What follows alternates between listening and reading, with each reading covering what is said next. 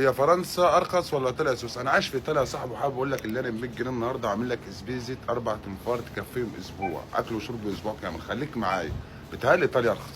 اول حاجه هنجيب واحد الكابوتشو بجنيه 49 قرش.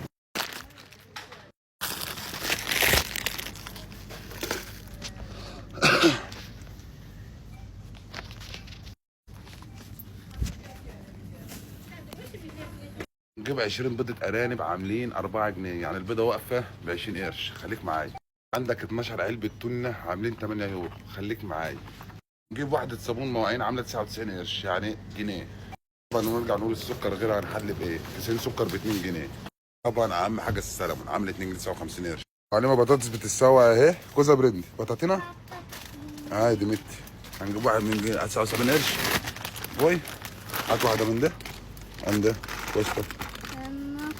هاي اهو. طبعا جاسمين بتاعسى السوق مارتيل نجيب 2. طبعا انا هجيب واحده قشي.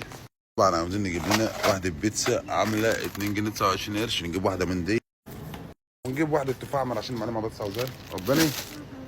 وده طبعا حلويات البحر اللي احنا بنعشقها. هنجيب ايه بقى؟ هنجيب 2 من دي، 2 جمبري وحلويات البحر. هنا بقى عند عب الشامبوهات وعب البرفومات وعب الحاجات دي هنجيب شويه. لما جاسمين اختارت ده، بس احنا هنجيب واحد شامبو من ده على جنيه 39 قرش. نجيب شامبو للشعر وده بطاطس. دلوقتي احنا عند عب الالبان والجبن. اول حاجه هنجيب ازازتين لبن جوز خالتي، قصدي لبن خالتي، قصدي لبن. نجيب 2 زبادي بالفراوله. نجيب 2 فورماجو. فورماجو الدنيا خربانه. ودلوقتي الحاجات اللي انتوا شايفينها دي كلها تسوى 90 جنيه، بس في حاجات ما عرفش اصورها. ودلوقتي احنا هنخش نحاسب، بس في حاجات ما عرفش اصوركم عشان انا هنا لوحدي. احلى مسا عليكم.